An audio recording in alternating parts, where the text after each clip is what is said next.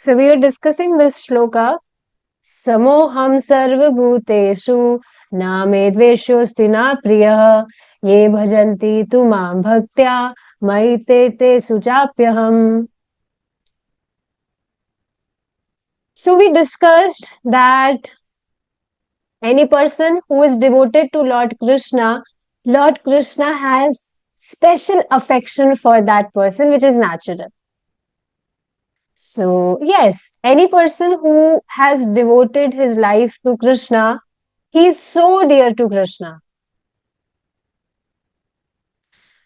What does that mean? That Krishna loves every being, he is not partial to anyone.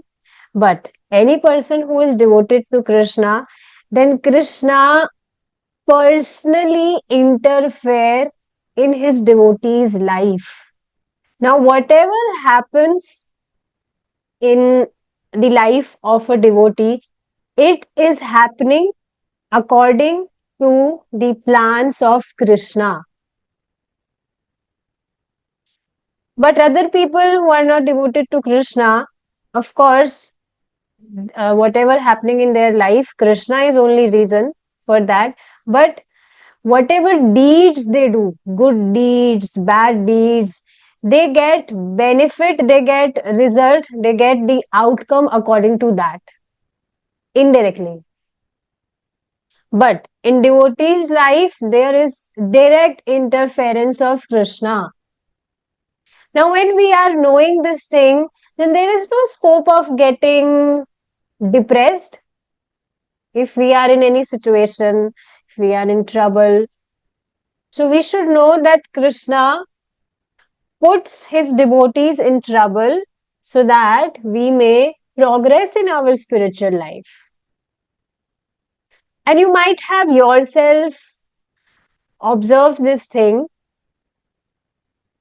that earlier you were, when you were in trouble, you were assuming that, oh, why am I in this situation? Why am I struggling so much? But later you realized that, wow, it was for my good only. I was able to progress. I really observed this thing many times. I've observed this thing many times. Okay. Krishna is not in want of money, for he is the original proprietor of everything. Ishvasya idam sarvam. Yes, Ishavasyam idam sarvam. But still, he asks us for charity. This is something strange. Krishna is the proprietor of everything, but then also, why is he asking us for charity? For example, Krishna is the gaze of Vamana, another incarnation of Lord Krishna. A dwarf Brahmana went to beg from Bali Maharaj. So you might have heard this story that Krishna took an incarnation of Lord Vamana, a dwarf Brahmana, like dwarf means who has a small height. Body height is small. It means short, not tall. Short, not small, short. So yes, Krishna took incarnation of a dwarf Brahmana, and he wanted to beg from Bali Maharaj. Even though he is Sarva Maheshwaram, means he is the controller, he is the maintainer of, of all the universe, of whole universe, of all the planets, the proprietor of all the planets. He nonetheless says, please give me in charity to me. So let's just discuss a little about this story. Lord Krishna, he took incarnation of Lord Vamana, and he went to Bali Maharaj and he asked for the charity. Basically, Bali Maharaj was in proud because he was the king of three lokas. Means he had all the planets, he won all the planets, so he was the king of all the planets. He performed some piety and stuff like that, so he became king. And at the same time, he was so nice man. He always used to give charity to other people, to poor people, to needy people, everyone. So, what happened? Lord Vamana came to him and he asked for the charity from him. Later, when Bali Maharaj agreed to give him charity, so he said that, okay, you give me um, land, and the measurement of land should be just 3 feet, 3 foot. The length of the, I want you to give me a land, and the measurement of that land should be 3 foot. That's it. So now this Bali Maharaj wasn't proud. See, Bali Maharaj is a great devotee of Krishna, no doubt. But Krishna wanted to teach everyone that uh, how devotees should really behave. Devotees should never be in proud. This is what Lord Krishna, Lord Vamana wanted to teach with this example. So, yes, when Lord Vamana asked for the charity, I want a land, and the size of that land should only be 3 foot. So he came in proud. He was saying that I am so rich, I am the king of all the planets, and you are asking me and you're asking me to give you a land which, the land which, the land which measures only 3 foot. What is this? Are you, are you joking with me or what? You only tell me if you went to a very rich man. Suppose you went to a prime minister and you asked prime minister that can you give me a lollipop? So he will get offended that I am so rich, I am so potent, I'm so powerful, and you came to me and you're asking me for a lollipop. He will get offended.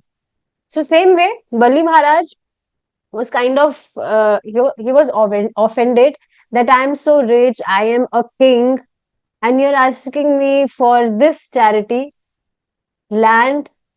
The size of land should only be 3 foot. What is this? But so he came in proud. He was showing his proud by saying such harsh words. But later she agreed to give Lord Vamana that okay, you may take whatever you wish to. You may take it. So what Lord Vamana did, he expanded himself in a very large size. The moment Bali Maharaj agreed on giving him charity, he expanded himself, Bali Maharaj expanded himself in a very large size. And his 1 foot was equivalent to the whole uh, planetary system. There are 3 planetary systems. One is uh, under this uh, Earth, means there are many planets under this, which comes under this Earth. Satal, Patal, all those planets. Then there is the mid part where comes this earth and heaven, all these planets. And above that comes the highest planets, which are Brahmalok, Janlok, all those planets. So there are 14 planets in total, and they are distributed in these three categories: lower, middle, and upper. So that's why it is called three planetary systems. So he was the king of three planetary systems, Bali Maharaj. So as soon as he agreed on giving him charity, Lord Vamana expanded himself in a very large size, and his the size of his 1 foot, the size of his foot was equivalent to one planetary system. So, or maybe bigger than that. So later, what he did, he measured the whole universe with his 2 foot, and 1 foot was still left. So now Lord Vamana said, Bali Maharaj, that you told me that you will give me charity. You agreed on giving me charity, but you failed to give me charity. Now it was very shocking for Bali Maharaj.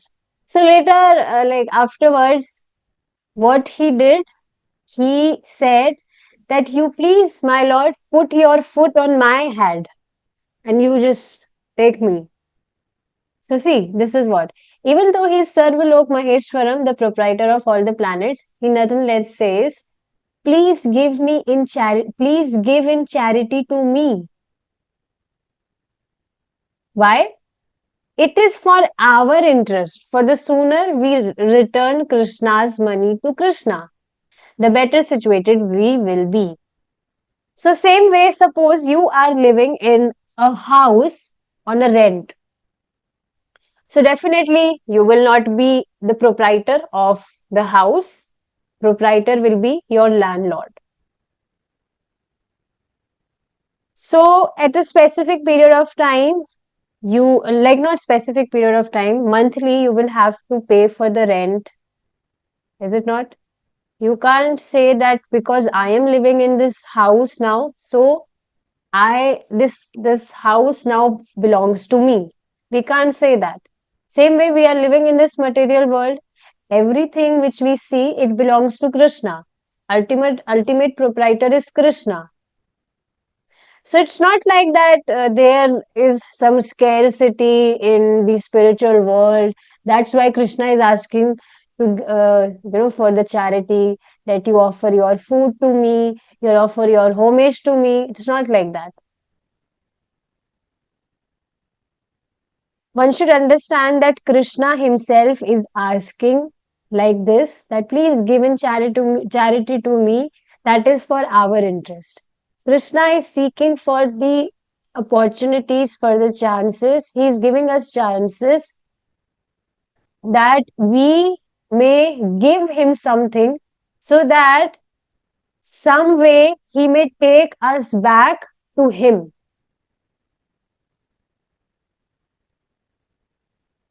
Krishna tells this in Bhagavad Gita, that any person who gives something to him, so Krishna becomes um, grateful for that, and Krishna becomes indebted to that. That, oh, he has given to me everything. Now I don't have anything to give him. So I will give him to myself. Are you getting this thing? Everything belongs to Krishna here. But then also, if we give these things to Krishna, if we offer these things to Krishna, although we are only using those things, the food which we offer to Krishna, Krishna never disappears our food or whatever things we offer to him. But he makes those things spiritual. And as soon as we give these things to him, he becomes indebted, that wow, He has given me everything. Now I don't have anything to give him in return. So I will give myself to him. And this way, Krishna takes us back to him. So, yes, it is for our interest. For the sooner we return Krishna's money to Krishna, money means everything. That can be anything. The better situated we will be. Of course, this may not be very pleasant to hear, but actually, we are all thieves, for we have stolen God's property. Yes, we assume that these things belongs to me. Why will I give it to Lord? I have earned these. I have earned my belongings. I will keep this thing for myself, or I can give these to my family, so-called family. Why will I give it to Lord? So this way we are thieves. We are all thieves because we have stolen God's property. If one who has something is not God conscious, it is to be understood that he has stolen God's property. This is something amazing. Whatever you are using, if you are not offering it to Krishna, you are not conscious that Krishna has given you those things, then one should understand that he has stolen God's property. That is the nature of material life. If this is considered thoughtfully, and if one comes to real knowledge, he will realize that if we do not understand God, whose property we are using, whatever we possess is stolen property. And that's why you will see people who do not give, who do not offer their homage, whatever things they use, if they are not giving it to Lord, then the illusory energy of Krishna Maya will snatch those things from him away. Can you really can you really relate with this? One devotee was sharing his experience with her experience with me. I discussed this same book in Hindi language also. So she was hearing, after hearing the lecture, she shared her experience with me that she see in her relatives, she see her relatives, they are not devoted to Krishna. So even though they are earning so much, they have so much they are living luxurious life, they have all comforts, but then also they are not satisfied. And whatever things they possess, uh, Maya Devi, the illusory energy of Krishna, snatches it in some way or other.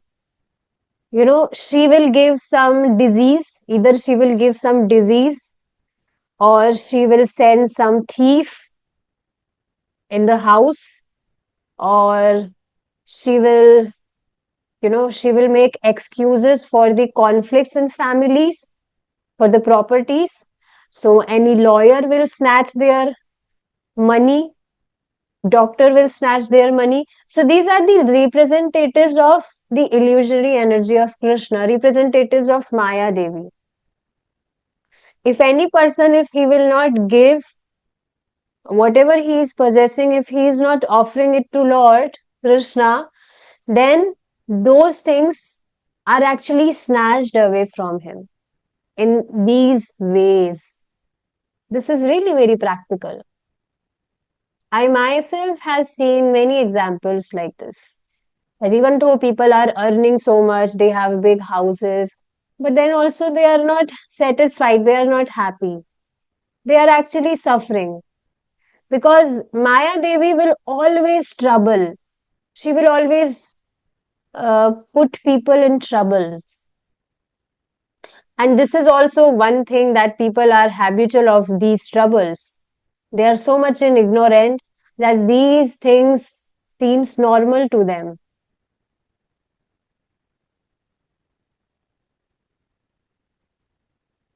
I hope you are able to relate with these points. That people they are not caring about, they are not thinking that I am working so hard, but then also why these miseries are coming in my life? Why am I suffering so much? People don't think. I myself know one family, like, they were so rich. They used to celebrate so many occasions, like many things they used to do. But later, after few years, now their condition is they have came to road. They are even struggling to, for their food.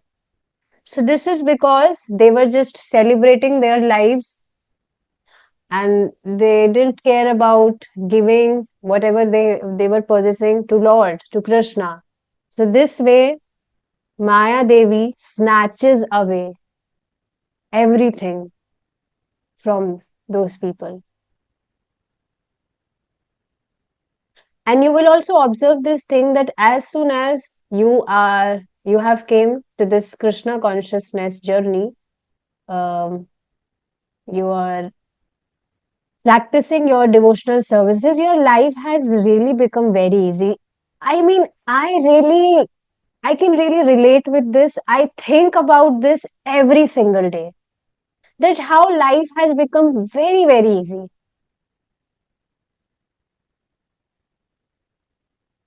There is no scope of thinking about those external things, about, getting fame or money or this or that. Nothing.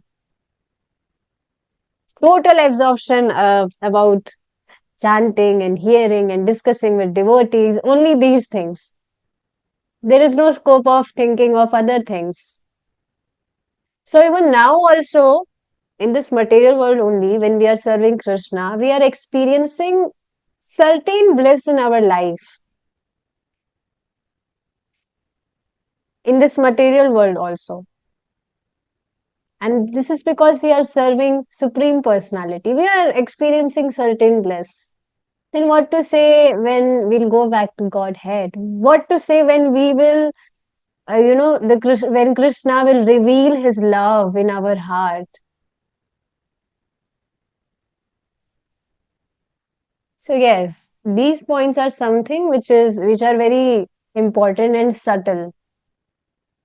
That's why you should try to put people in services in some way or others.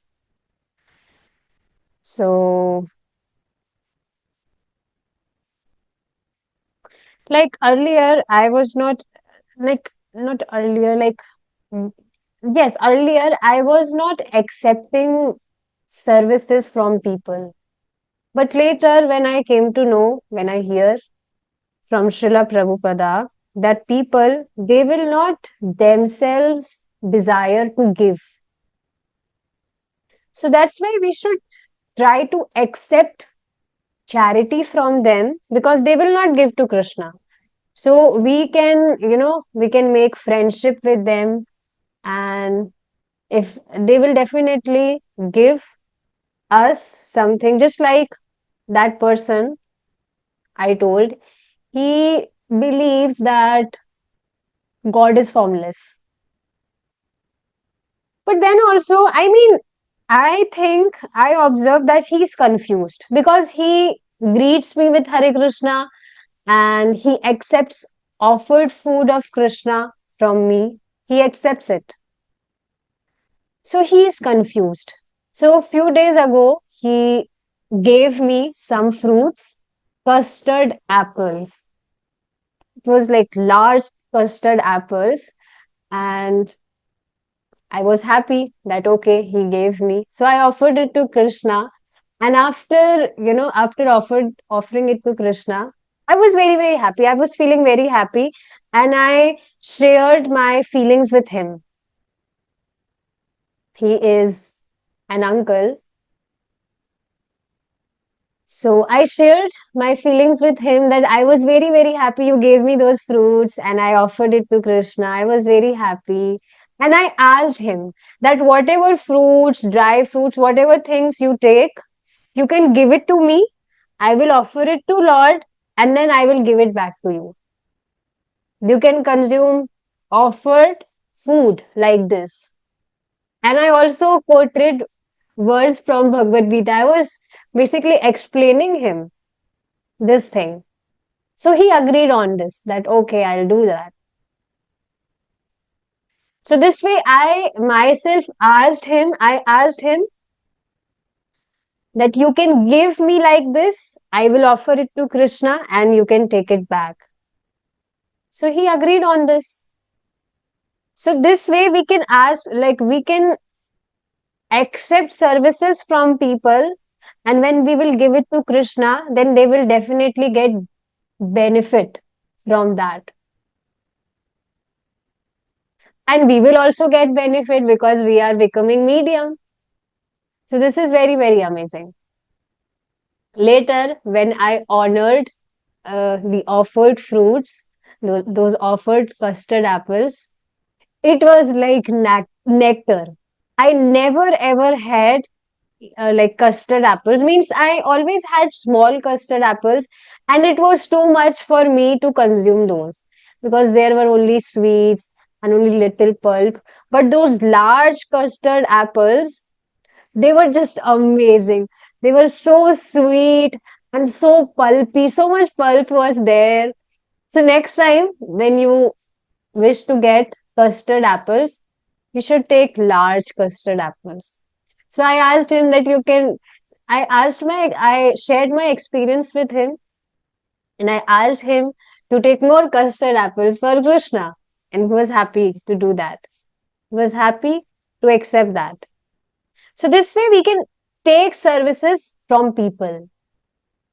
You will see many people, they might not be serving Krishna directly. They don't do any deity worship or things like that. So we can ask from them for the services this way. So yes. It is also stated in Bhagavad Gita that if one does not spend his money for yajna, sacrifice, he is understood to be a thief. Yo bhumte sten evasa. For instance, if one earns a great deal of money but tries to hide it to avoid paying income tax, the government considers him to be a criminal. He cannot say, I have earned this money. Why shall I pay tax to the government? This is my property. I have worked so hard. Then why will I give it to government? No, he must pay or risk punishment. Similarly, in the higher sense, everything we have is Krishna's or God's, and it must be utilized in accordance with his desires. And what are his desires? That whatever we are using, we first offer it to him and then we use it. I mean, what's the difficulty in that? You only you only tell. Is there any difficulty? We were cooking meals earlier also, and we are cooking meals now also. But the only difference is earlier we were cooking meals for our sense enjoyment. But now we are cooking meals for Krishna's sense enjoyment. We give it to Krishna, and Krishna is so merciful that even he accepts it and he put that as it is. He never disappears our food because Krishna is very much aware of this thing that this my devotee is my son number one. If I will disappear his food, then he will not offer me from next time. So that's why Krishna is so merciful that he accepts it, He transforms it and he put it as it is. Those are remnants of Krishna. Same other things, whatever you offer to Krishna, Krishna never disappears those. So it's just that easy. Whatever we are using, first we offer it to Krishna and then we use it. This way we become Krishna conscious. We may wish to construct a building, but where do we get the stone, wood, and earth that the construction requires? Now, Srila Prabhupada is trying to explain here that whatever we possess, Krishna is giving us all those things. Just like if we are constructing a building, so we will need material for building, for constructing a building, stone, wood. So where are these things coming from? People are not generating these things from their own bodies. Is it not? So these things are coming from God. We cannot artificially produce the wood. It is God's property. We cannot produce the metal. We cannot produce means we cannot produce these things from our bodies. We cannot create these things from our bodies. Are you getting this thing? If I have this water bottle and I'm drinking water, you know, so it's not that I have generated this water or created this water from my body. I'm getting this from somewhere. So same way, everything is God's property. We cannot produce anything. We must take it from the mine, what? Metal, which is also God's property. The earth and the bricks, which are made from it, are also God's.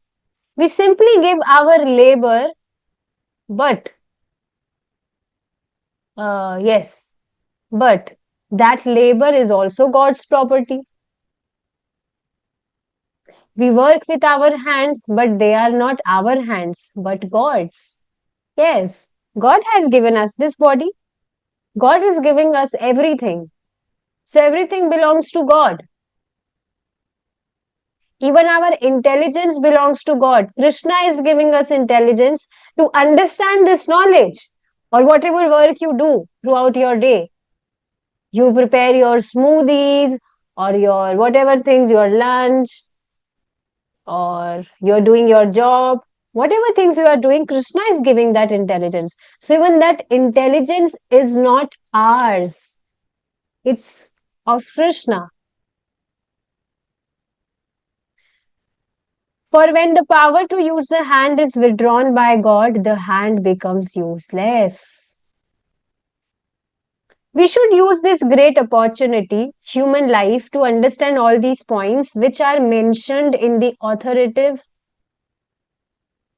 authoritative books of Vedic knowledge like 𝗃𝗵𝗵𝗺𝗺 and Bhagavad Gita. So are you understanding that? See, these are very subtle points now. That everything belongs to God. Whatever things we have, it is coming from Krishna. And only this human form of life we can understand these points. Can you explain these things to a dog or an insect or an elephant? No. You can't explain these things to those animals or insects or birds. Only we can understand these points in this human form of life, which are mentioned in 𝗃𝗵𝗵𝗺 and Bhagavad Gita, authoritative books of Vedic knowledge. In the Bhagavatam, 𝗃𝗵 Goswami declares that real atonement necessitates thoughtfulness, sobriety, and meditation. Sobriety and meditation. So this is the real atonement. One must consider whether, so are you getting the meaning of these words? Thoughtfulness. One should be thoughtful enough to understand things. Whatever he is doing, he should be thoughtful. It's not he's just doing it, you know, ignorantly.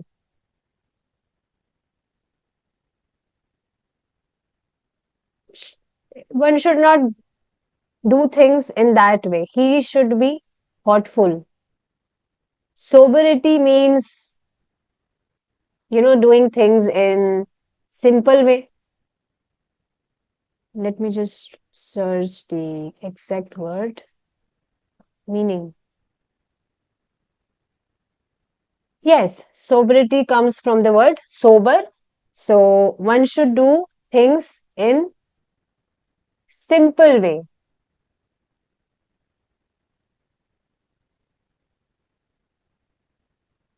Um, Simple means in moderation. Everything he should balance in his life. It's not like he's doing something in excess and he's doing some things in, like, he's not doing it in excess. Sobriety means doing things in moderation. Just like we are living, so we should try to live a simple life. We should not concentrate on collecting things. We should try to live a simple life, and whatever things we have, we should try to keep those things in limits. So living life in moderation, balancing things nicely. And meditation is again, awareness. Meditation means, uh, yeah, becoming aware. Just like we discuss these things, that okay, Krishna is all powerful, Krishna is the proprietor of everything, then why is he asking for charity? So we are meditating on these topics, that oh, this is the reason why Krishna is asking for charity, so that we may get benefit. Otherwise, we will be thief. One must consider whether he is the body or whether he is transcendental to the body. And one must try to know what God is. These ideas are to be studied in Krishna consciousness. And you will not find these topics somewhere else. You will not find it. There is no possibility. There is one guy, I interacted with him 2 days ago. So, although he is reading some scriptures of whatever religion he believes in, but then also he's not aware of the basic things, that we are not this body, we are soul, and this is material world, everything is temporary here. He's not aware of these things. I don't know whether that scripture, whatever he is reading, uh, all these things are mentioned in in that scripture or not. Basically, one should understand that knowledge in Krishna consciousness, the knowledge which we have, which are given in these authoritative books of Vedic knowledge, Srimad Bhagavatam and Bhagavad Gita, these are all enough. Like, you will learn everything which is needful. You will cover everything which is needful to understand from these two books, Srimad Bhagavatam and Bhagavad Gita. Now you will say, then why are we discussing these small books? These are not different from Bhagavad Gita and Srimad Bhagavatam. Srila Prabhupada has explained things in very simple way, connecting these things with our practical lives. So these books are non-different from Bhagavad Gita and Srimad Bhagavatam. You will see in every page, almost in every page, not almost every page, in every page, Srila Prabhupada is quoting verses from Srimad Bhagavatam and Bhagavad Gita. So yes, these ideas are to be studied in Krishna consciousness. We should not be frivolous or waste time. If one wants this knowledge, he has to practice austerity, tapasya. And the beginning of tapasya, as already explained, is brahmacharya. So this is the very foremost principle one should follow in his life: celibacy or restricted sex life. The the pivot of material attraction. Um,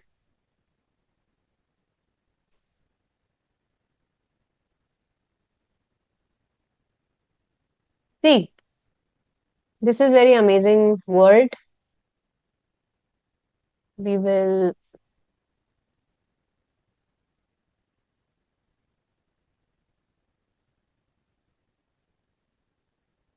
yeah, this is amazing word. Pivot of material attraction is sex.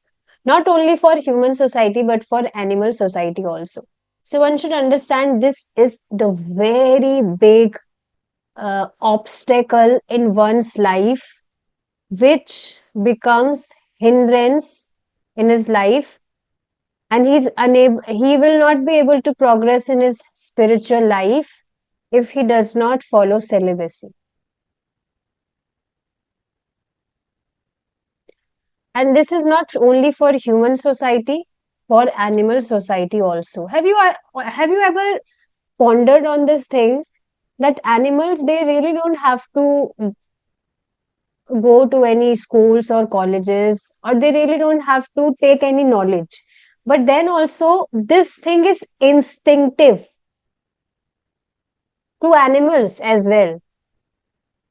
They know how to produce kids. Sparrows and pigeons have sex 300 times daily, although they are strict vegetarians. And the lion, which is not a vegetarian, has sex once a year. Spiritual life is not a question of vegetarianism, but of understanding higher knowledge.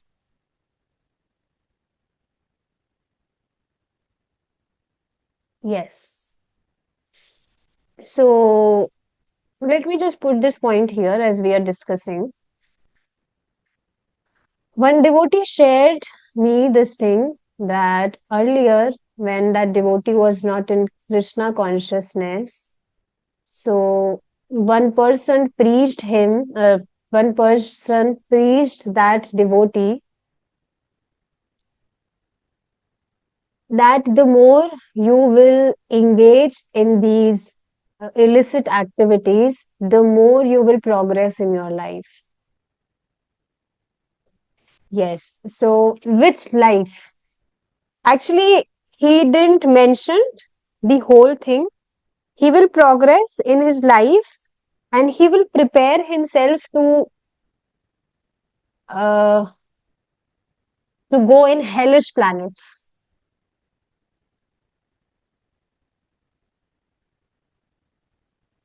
So he said that the more you will engage in illicit activities, you will progress more in your life. So yes, you will more progress in your life and you will be sent to hellish planets. See how are people so much ignorant, how dull minded they are. And that devotee was innocent.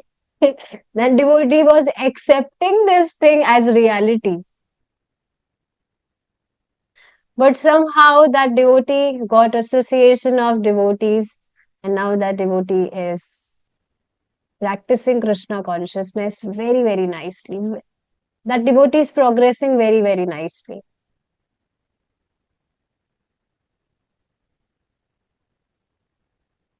So, see, we have always been searching for someone who may guide us. But if this guidance is there in wrong hands, then whole life will be, whole life will become hellish if that guidance in his wrong hands. But if that guidance in right hands, if it is there in right hands, then whole life will be successful. So Krishna is aware of this thing, that who is really an innocent person or who is a devil person. Krishna is aware of all these things. So maybe that person might have did something bad in his or her past life. That's why, uh, you know, according to that deeds, it was arranged to it was arranged that person will get guidance from that wrong person. He was giving completely wrong guidance to that person. But later, you know, I mean, God knows everything. He's residing in our hearts. So God knows that this person is really innocent. So later, God gave him chance. God arranged association of devotees in his life, his or her life. And now that person, that devotee is practicing his devotional services nicely.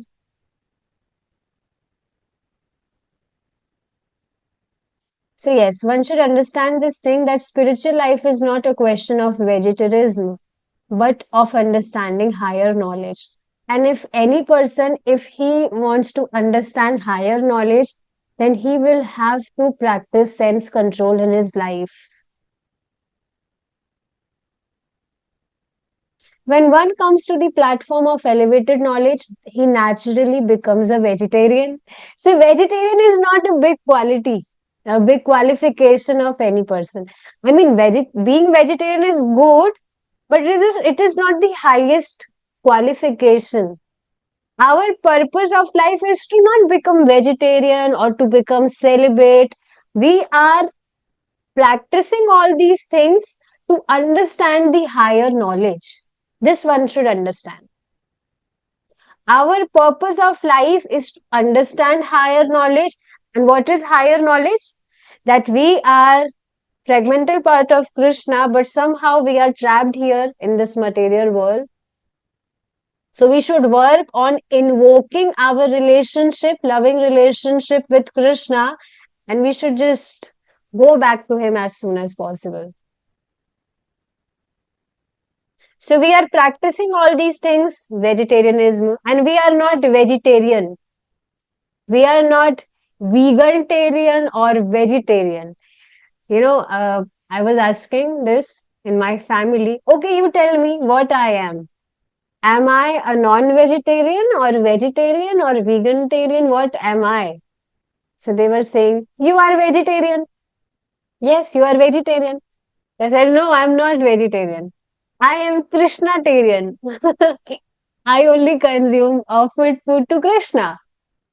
So we devotees, we are not vegetarian or vegetarian. We are Krishnatarian. Okay. So when one comes to the platform of elevated knowledge, he naturally becomes a vegetarian. He naturally becomes a celibate. And of course, we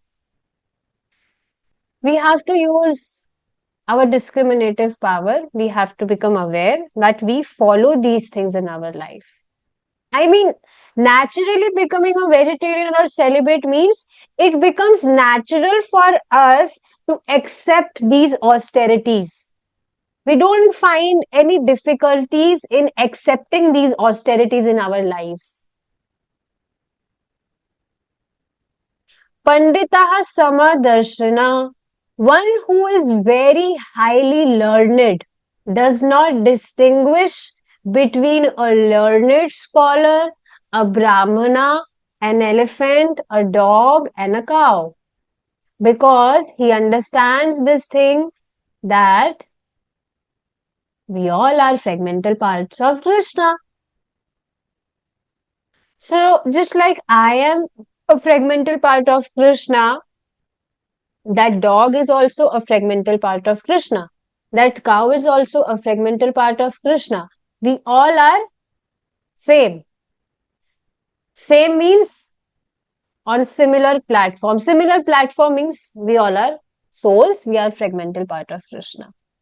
So, a very highly learned means who has gained the knowledge of scriptures, who has understood his relationship with Krishna, he will be able to understand others' relationship also with Krishna and himself. Then there will be no scope of distinguishing between a learned scholar or a cow or a dog or an insect. He will never distinguish. He is Samadrashi. Samadrashi means his vision enables him to see them all equally. He does not identify beings that he is lower, he is inferior to me, or like I am inferior to that person or whatever species. No, his vision enables him to see everyone equally. How is this? He does not see the body, but the soul, the spiritual spark, Brahman. He thinks here is a dog, but it is also a living entity. It means he. I mean, the books, these are translated, so that's why it, but it is not it, it is he. He is also a living entity. Although by his past karma, he has become a dog. Yes. Because of his past karma, he got such costume of a dog. But he is also a living entity, like I am a living entity. And this learned scholar is also a living spark, but he has taken good birth because of his past karma. When one comes to that position, he does not see the body, but the spiritual spark. And he does not distinguish between one living entity and another. See, this is very, very practical thing. Just like if I talk about me, I really had this tendency of distinguishing people earlier when I was not in Krishna consciousness. I used to assume myself inferior to other people. You know, they look so beautiful than me, or they are so intelligent than me, or whatever things, whatever qualities they had. So I used to think myself inferior to them. And most of the time, I used to think other people also that they are inferior to me. They look so dull, so ugly. They are inferior to me. So this is all ignorance. But it's not like that now. See how it makes a very big difference. Oh, it's been like our time is up. But yeah, we'll finish it after discussing this point. That this is really a big ignorant that we are identifying people or other beings like this. But as soon as we get knowledge of scriptures, this beautiful knowledge, this is the beauty of this knowledge. That any person who will gain this knowledge, he will be able to develop this vision. He will be able to see people uh, equally. He will not differentiate. All right, we will continue our discussion in our next class if Krishna is willing. We will stop here now. Thank you so much for giving your time. Yes, 3.13, where Krishna tells that we should offer our food to Krishna first and then we should consume it. Okay. Hare Krishna. Jai Srila Prabhupada.